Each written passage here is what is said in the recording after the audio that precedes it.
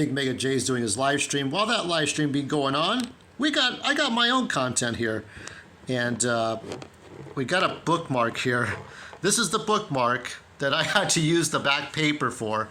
I don't know why they needed to do that, but they have to advertise the book somehow. Now look, before we start, before I show you more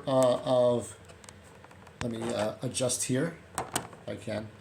Before we do more, let me show you something, because Mega J is talking about somebody saying a major YouTuber, or no, actually not a major YouTuber, it's one of the people that works at Mattel, and saying that He-Man's no more, but there's Revolution and all that. I don't know what's going on, but the figures I'm focused on are these ones here, just like the book, okay? So what you're seeing here is Merman, Hordak, right? You can kind of see Hordak, the Kevin Conroy character. Can I show that? It's not going to be a pain in the ass to show. Yeah, there's Hordak here. And then way at, well, we have to fast forward here. It's going to be a jog. That is King Hiss, just like in the book, okay? So that's King Hiss right there. That's a big figure. Now, I looked at Entertainment Earth, and they say January to February. Now, look at the dates. They say November 2nd on Amazon. They look like placeholders. I don't know. I am keeping an eye out. So they don't say they're in stock or used or anything. So they're just there, and we don't know what's happening. Okay, so I thought I would answer your question, Rodrigo. Now, when I can, I'm going to try to play some games online, single player, and then maybe I'll do a live stream as maybe, if not Saturday, then Sunday. And I think I have a game in mind that I want to play first. That is a one-player game. I meant to get the SNES Classic for this, but you know those motherfuckers and those bots, you know? You should try swearing it. You should say, if you make more videos, just say fucking shit, motherfucker. Those scalpers had those bots, and they rigged it so that you couldn't pre-order a Super NES Classic. So that's tough shit for me, right? So that's not good. That's not good at all.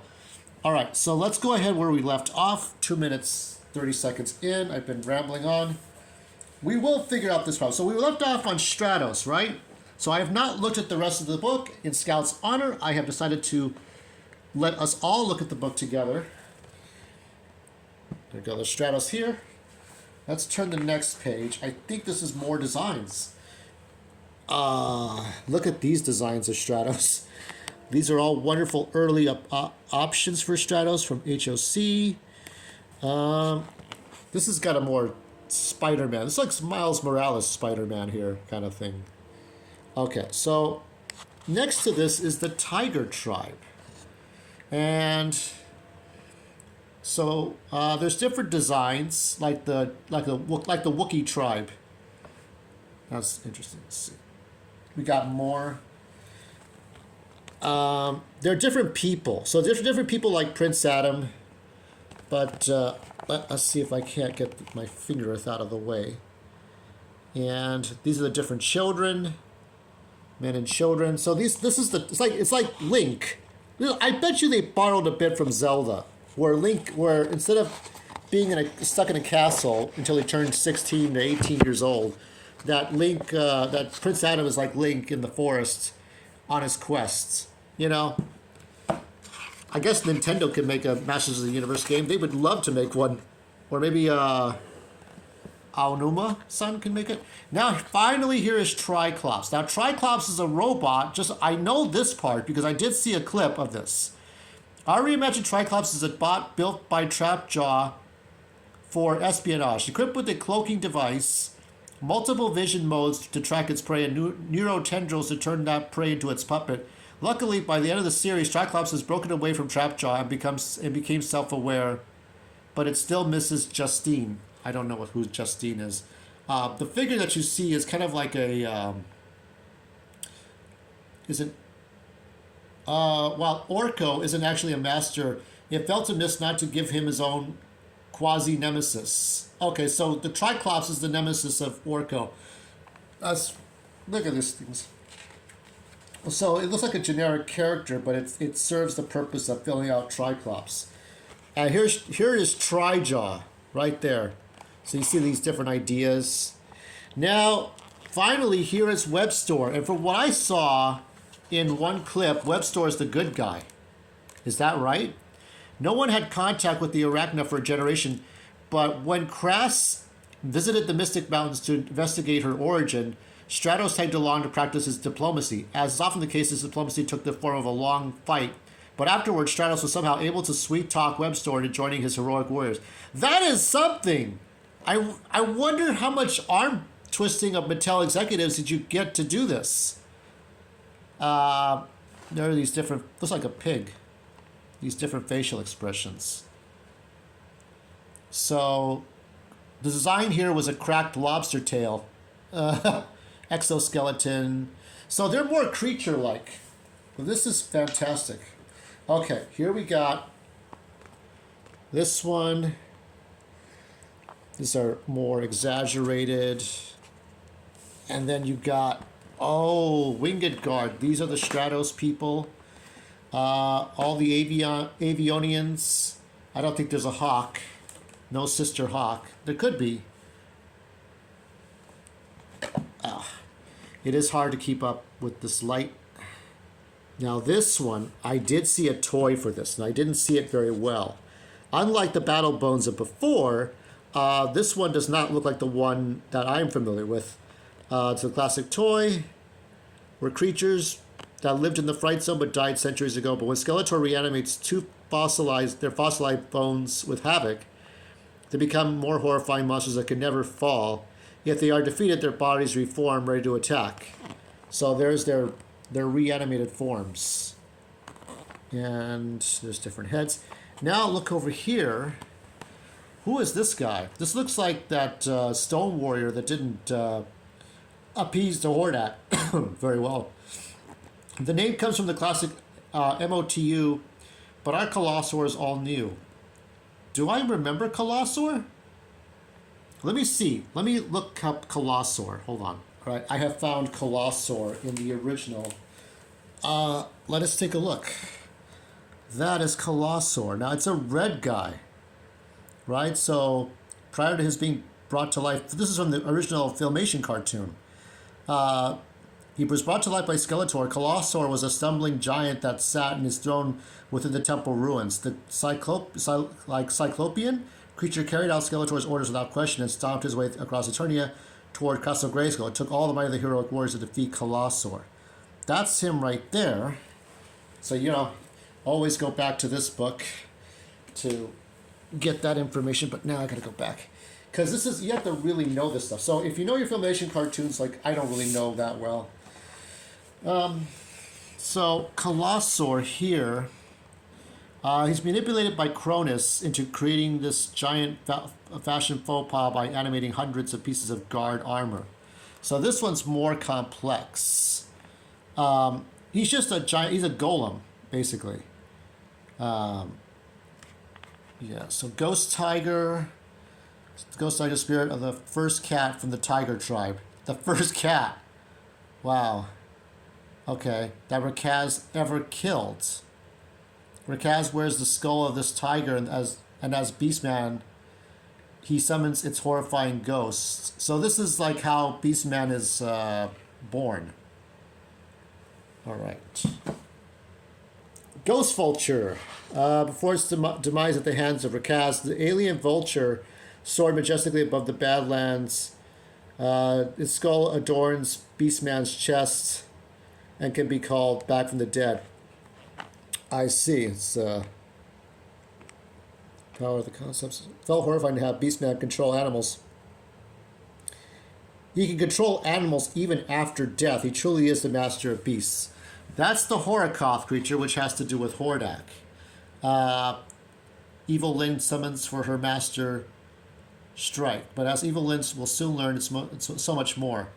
So this will all connect to Hordak, and I don't know if there's going to be a season 4. It doesn't seem like it. Monstroid? This is Monstroid. Were developed late in the Great War against the Snake Men. They turned the tide for King Grayskull due to their sheer firepower. Upon first glance, but this belies their speed and raw power. a crab and an octopus. Do these not look? Do these not look like the Guardians in Breath of the Wild? Raise your hand if you think. Because here's this big similarity. Do these not look like the Guardians in Breath of the Wild, the ones that will turn on Link by just shooting those lasers, right? It's those same ones, the same sentries. Some more fantasy creatures. Navites. Their colors, the colors were based on a simple carrot. It looks like a turnip. Navites. When Orko body swaps our heroes in season 3, they look like the Chow creatures in Sonic. Shadowcat. Evelyn excels at duplication and shadow magic. Okay, so it's her own design to keep Battlecat busy. This is the new Stridor, and Stridor looks very different. And I do believe there is a Stridor toy. I could be wrong though. So, Tundra, to guard the Tomb of Grayskull along with the Monstroids, but without anyone to fight over the past 1,000 years, they become docile, even allowing Duncan to ride one briefly. Okay. So this is a different take on Stridor. These designs here, and then we have Zor, the creature Zor, just like the toy. So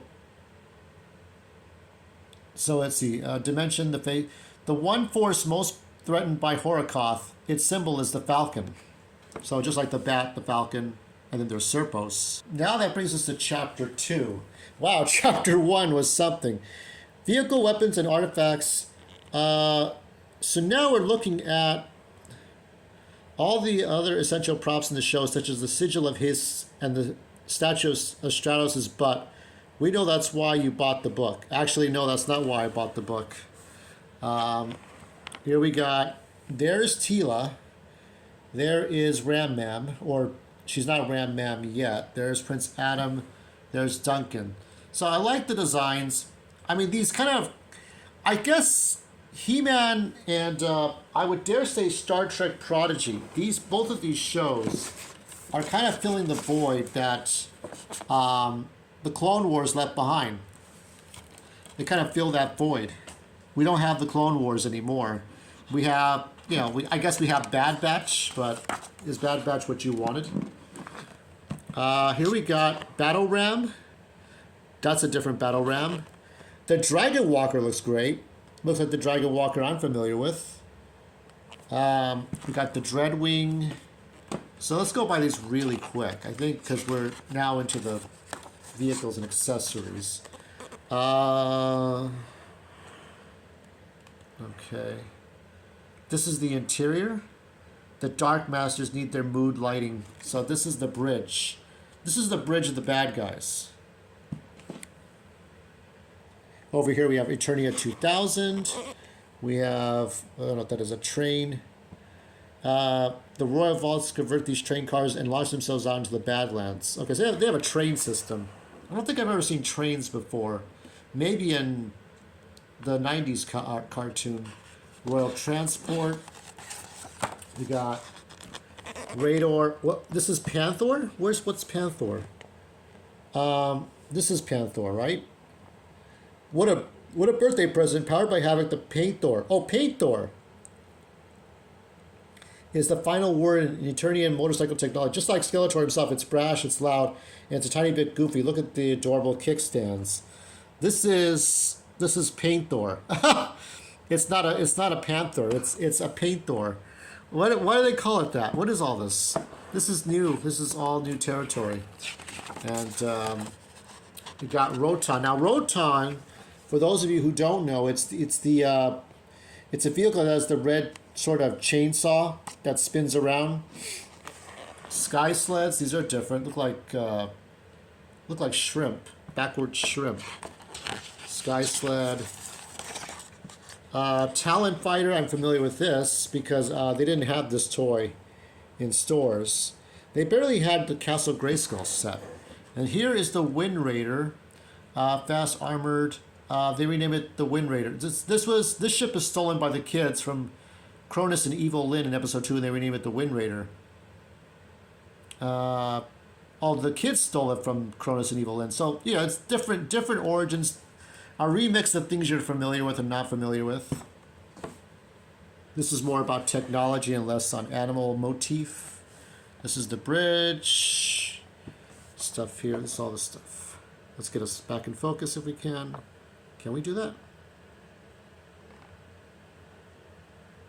Hold on a minute. I don't even know how focused we are. Trying to get us back in focus. Okay. And let's see what else we got. Taking too long here. Lash of Beasts. Maw of Weaponry. So that's his jaws. Orb of Witchcraft. So these are all the weapons. Staff of Havoc.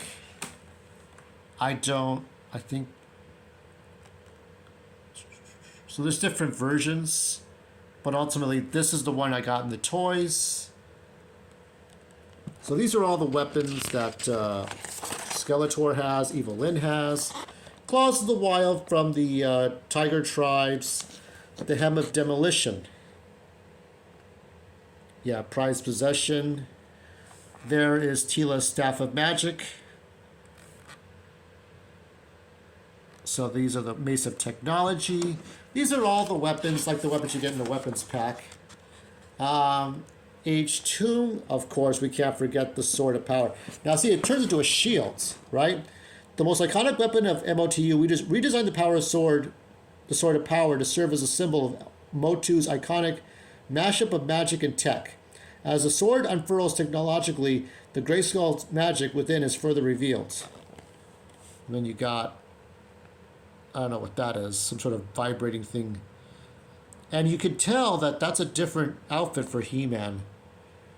But it's broken, and it's not broken, and it unfolds.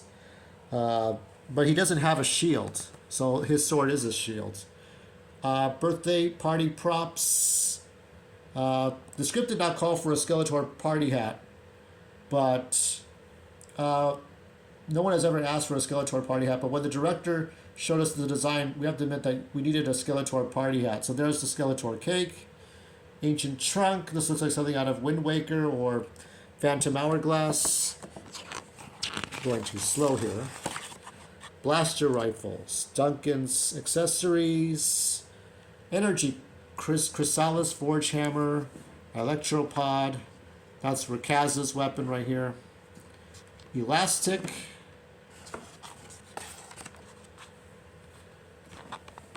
What is this one? Keldor and Adam statues.